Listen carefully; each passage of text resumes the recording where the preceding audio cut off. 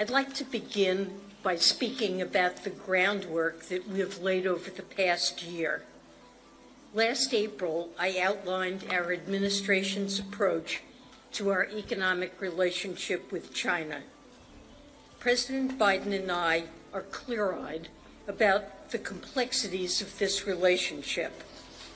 Our priorities include protecting our national security and that of our allies, advancing an objective of a healthy economic relationship with a level playing field for American workers and firms, and cooperating on China where both countries can and must.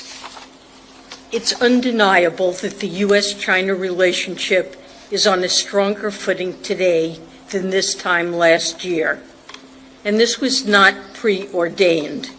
It was the direct result of President Biden's guidance to me and his cabinet to intensify our diplomacy with China and put a floor under the relationship. Over the past year, I've met in person with my Chinese counterpart, Vice Premier He Lifeng, 3 times, including in the San Francisco Bay Area, where I call my second home. We established economic and financial working groups that have seen substantive, in-depth conversations. These build on the candid and constructive meeting between President Biden and President Xi in Woodside, California last November. Through these exchanges, my team and I have been able to advance the interests of the American people. We've set forth our own economic policy priorities and gained an improved understanding of China's. We've advocated for specific steps to ensure American workers and firms are treated fairly. We've directly communicated American national security concerns, and both countries have clarified potential misunderstandings to prevent unintentional escalation. And we've restarted cooperation on issues where our interests coincide. Last November, the Vice Premier and I took the important step of affirming key areas of agreement, including a commitment to work toward a healthy economic relationship that provides a level playing field for both countries. This progress matters. Given the size of our economies, the U.S.-China economic relationship is among the most important bilateral economic relationships in the world. And it matters deeply for American workers and firms. In turn, the American people expect their leaders to do the hard work of economic diplomacy. That's not the type that always generates headlines. It's one that keeps at it despite the noise in order to advance a responsible approach to the complex challenges that we face. President Biden and I are committed to such an approach, and it's what brought me here to China. Over the past week, I've had the opportunity to make progress on issues that matter to Americans. I've had productive, direct, and extensive meetings over 4 days in Guangzhou and Beijing with China's economic leadership, including Premier Li, Vice Premier He, Governor Pan, and Finance Minister Lan. I've also met with those outside of the central government, including American and other foreign businesses, Chinese academics and students, and local government leaders with practical, on-the-ground economic policy responsibilities. Let me outline 3 areas where we've made significant progress this week. First, Vice Premier He and I agreed to launch intensive exchanges on balanced growth in the domestic and global economies. This represents an important part of my effort to advocate for American workers and businesses and gain a better understanding of certain PRC macroeconomic policies. Let me explain. During conversations this week, I underscored again that the United States does not seek to decouple from China. Our two economies are deeply integrated, and a wholesale separation would be disastrous for both of our economies. Even as we take action to diversify our supply chains, we seek to preserve the broader trade and investment relationship that can benefit American workers and firms. China is a key market for American products and services, and competition between our firms can spur greater dynamism and innovation in American industries. The American businesses that I spoke to in Guangzhou underscored the significant benefits of a healthy economic relationship. At the same time, I expressed concern to senior Chinese officials that there are features of the Chinese economy that have growing negative spillovers on the U.S. and the globe. I am particularly worried about how China's enduring macroeconomic imbalances, namely its weak household consumption and business overinvestment, aggravated by large-scale government support in specific industrial sectors, will lead to significant risk to workers and businesses in the United States and the rest of the world.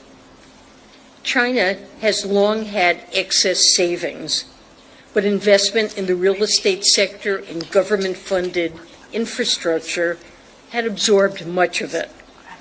Now, we're seeing an increase in business investment in a number of new industries targeted by the PRC's industrial policy, and that includes electric vehicles, lithium-ion batteries, and solar.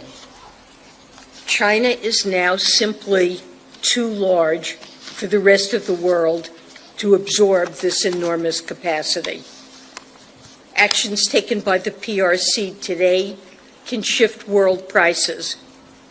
And when the global market is flooded by artificially cheap Chinese products, the viability of American and other foreign firms is put into question.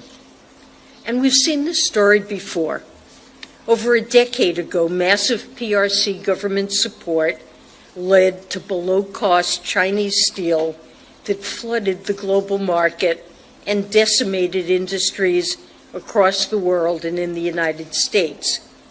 I've made clear that President Biden and I will not accept that reality again.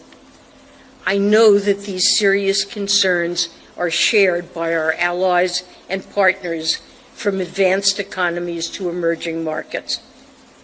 China's excess capacity is built up over a significant amount of time, and our concerns will not be resolved in a week or a month. But the exchanges that we announced during this trip will provide a dedicated structure for us to raise our concerns about China's imbalances and overcapacity among a wide range of other topics in a detailed and targeted manner. We intend to underscore the need for a shift in policy by China during these talks, building on the over 2 hours I spent on this topic with the Vice Premier last week. This is part of our effort to advocate for American industries and prevent the significant economic disruptions we've seen in the past. It's important to note that I firmly believe that addressing these imbalances in an appropriate way will not only be good for the U.S. and the world, it will also be good for China's long-term productivity and growth. Importantly, we have and will continue to emphasize that our concern about overcapacity is not animated by anti-China sentiment or a desire to decouple. Rather, it's driven by a desire to prevent global economic dislocation and move toward a healthy economic relationship with China. Second, I was pleased to announce that we're expanding cooperation with China in our shared work against illicit finance. At home, President Biden and I have taken major steps to prevent illicit actors from exploiting the U.S. financial system and to hold them accountable when they do. But the United States cannot do it alone. Weaknesses in financial regulatory regimes abroad, in China and other countries around the world, also provide an avenue for financing for criminal organizations, human traffickers, drug traffickers, fraudsters, and other malicious actors that can harm Americans and our national security. From now on, a new joint Treasury PBOC cooperation and exchange on anti-money laundering, established during this trip, will enable our countries to share best practices and information to clamp down on loopholes in our respective financial systems. I've asked my team to begin these meetings very soon, and we look forward to reporting on our progress. I'm also pleased that illicit finance is a critical component of Treasury's work with the PBOC as part of the U.S. PRC Counter-Narcotics Working Group. Exchanging information on money laundering as it relates to trafficking of fentanyl and other illicit synthetic drugs can help us disrupt the flow of illicit narcotics, precursor chemicals, and equipment. The opioid epidemic is a crisis that affects every community in the United States, large or small, with more than 150 Americans dying each day. Treasury is committed to using all of our tools, including international cooperation, to counter this threat. Third, we're announcing that we will continue a series of financial technical exchanges between the United States and China.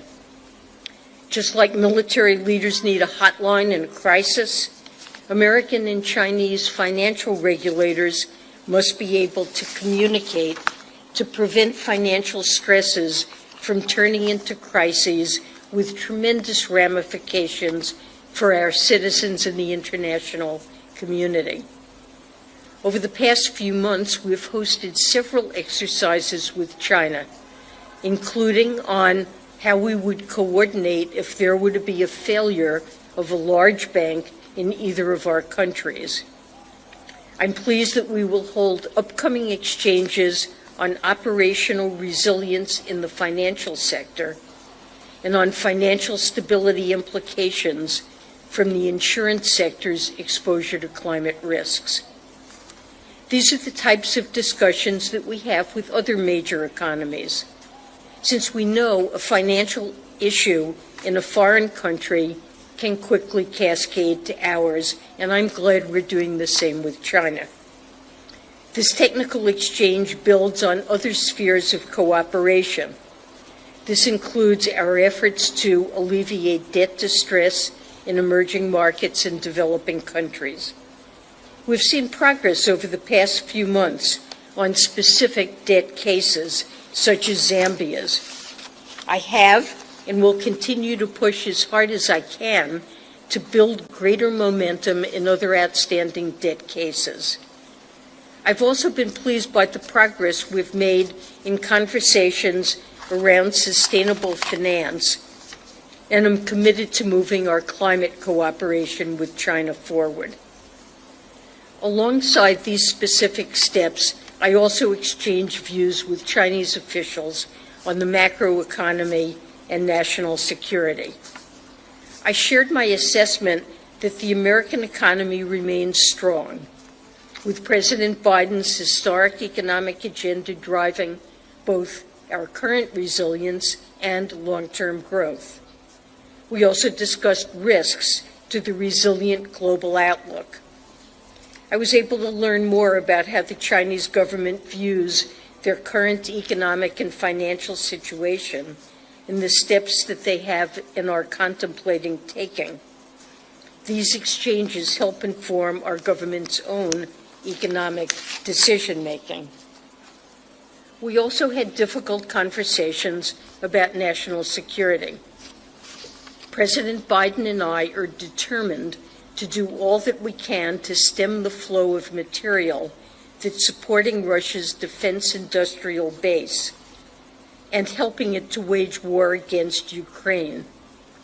We continue to be concerned about the role that any firms, including those in the PRC, are playing in Russia's military procurement. I stress that companies, including those in the PRC, must not provide material support for Russia's war, and that they will face significant consequences if they do. And I reinforce that any banks that facilitate significant transactions that channel military or dual-use goods to Russia's defense industrial base expose themselves to the risk of U.S. sanctions. We also exchanged information on the use of economic tools in the national security space. Going forward, I believe that we must continue to discuss how each side defines national security in the economic sphere. While the U.S. needs to continually evaluate its national security measures, given the rapid pace of technological development, we're committed to no surprises. We've privately and publicly laid out our perspective at length, along with the principles and processes that we undertake in formulating our policies. Our actions are implemented through transparent rules and regulations with ample comment periods, and we would welcome transparency from the PRC on its national security actions and greater clarity on where it sees the line between national security and economic issues. This would provide greater stability to the relationship while also helping foster confidence for firms doing business with the PRC, which is in China's interest. Vice Premier He and I committed to stay in close touch about these issues. The United States will also be hosting our Chinese counterparts next week for the fourth meetings of the Economic and Financial Working Groups, where these issues will be discussed at length. So let me end with this. The work of diplomacy is not easy, but in the few months since the Woodside Summit, and certainly since I visited Beijing last summer, we have taken major steps to stabilize the U.S.-China bilateral relationship. And during this trip, we have been able to build on that foundation to move the ball forward on specific issues that matter to Americans. That does not mean we have resolved all our differences. There's much more work to do, and it remains unclear what this relationship will endure in the months and years ahead. But as we proceed, we must remember that its trajectory is not predetermined. It depends on the choices that each of our countries make. I know that the American people expect a clear-eyed approach to China, one that proceeds with confidence about the economic strength of our country and protects our national security, while finding a way forward so that both countries can live in a world of peace and prosperity. The President and I are firmly committed to continue to deliver on that. Thank you. I'd be glad to take your questions. First question goes to Alan Rappaport, The New York Times. Thank you, Secretary Yellen. Following your meeting with the Premier, his office put out a statement saying that the U.S. should refrain from politicizing and national securitizing economics and trade, and appeared to be dismissive of some of the concerns that you raised about overcapacity. What's your response to that? And if China does not make changes, what types of measures do you think should be considered to protect the green energy industries that the Biden administration is trying to develop? Well, I believe that in several hours of conversation on this topic, that I was able to make very clear the basis for our concerns about Chinese overcapacity, and that our concerns are not U.S. concerns alone, but also reflect the views of our allies in Europe, in Japan, and in developing emerging markets, Mexico, India, among others. So this is a widespread set of concerns, and I believe he heard very clearly my view that this is something that, if not addressed, will injure American workers and firms. And I think he also understands that we have concerns with respect to our supply chain resilience about developing undue overdependence on China as a source of supply in areas like clean energy, which will clearly be expanding in the decades ahead. And we need to have some participation in this, as our allies do. We agreed, as I mentioned, to launch intensive exchanges on balanced growth in the domestic and global economies. The reason for that is because the Chinese have heard our concern with the potential impact on American workers and firms, and realize that we need to discuss this and address this collaboratively. This question goes to Fatima Hussein from the Associated Press. Hi, Secretary Yellen. Forgive my voice. Your counterparts brought up TikTok in your discussions. Was any progress made on resolving that issue? Is it practical to ban the app in the U.S.? And on overcapacity, what are you looking for China to do in sectors like EV and solar, where it already exists? Are you looking for voluntary restrictions on exports? So let me start with TikTok. It's a subject that was raised in our meetings. We discussed it briefly. The president has made clear there's a bill in the House that, if passed, he indicated he would sign. And I am certainly supportive of efforts by our administration to address national security issues that relate to sensitive personal data. So our concern here has to do with sensitive personal data and protecting it. This is a legitimate concern. It's a concern that China, for its part, also is concerned about. Many U.S. social apps are not allowed to operate in China. We would like to find a way forward. Of course, this is important to the Chinese. The president made clear he would sign the House legislation. Sorry, there was a second. On overcapacity, whether EV, battery, solar, anything that already exists, whether you're looking for voluntary export restrictions? Well, I don't have anything specific to say here. This is a problem that has developed over many years. I think, importantly, it reflects Chinese policies that place great priority on these sectors, channel support to them, enable them to continue operating even when prices drop to very low levels due to overcapacity and their firms don't exit the market. Instead, it's potentially our firms that have to do so. I think some changes in policy, as I mentioned, on the Chinese side are necessary and appropriate, and these are matters that we will begin discussing as early as next week when the Economic Working Group convenes again. Next question will go to Courtney Brown with Axios. Thanks for taking our question, Secretary Yellen. I wanted to follow up on what Alan asked. You mentioned in your opening remarks that the Biden administration won't accept the reality of what happened over a decade ago with the first China shock.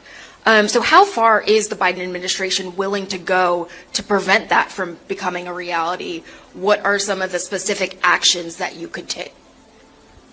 Well, I don't want to get ahead of where we are on this, but I did last week visit a firm in Atlanta called Soneva that was a dynamic and technologically advanced producer of solar cells in the early 2000s.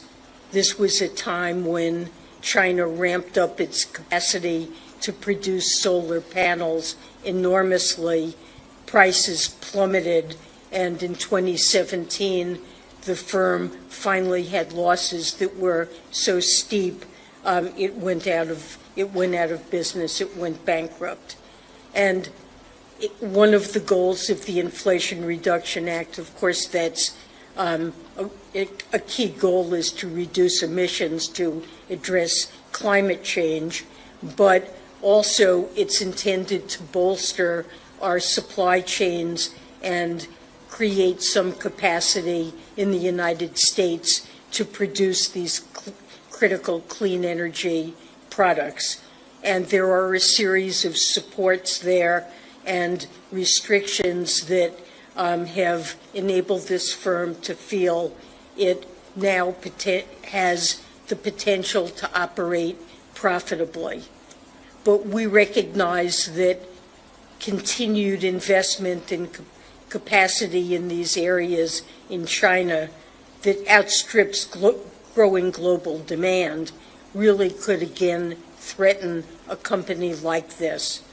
And I would simply say that the impact of that, you mentioned the first China shock.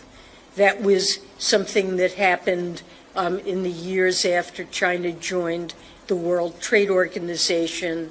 Its production of many manufactured goods ramped up dramatically, and there was tremendous loss in jobs, maybe up to 2 million jobs in the United States, that really led to the hollowing out of industrial production in many parts of the country and had a very negative impact on American workers.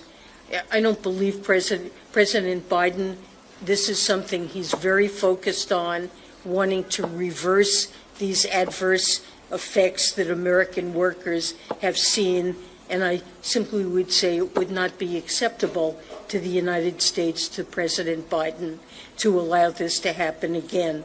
Exactly what the right tools are, I don't want to get ahead of where we are, but I believe that it's critical that our Chinese counterparts understand the importance that we place on addressing this, and I believe they have tools that they can use to ease this problem.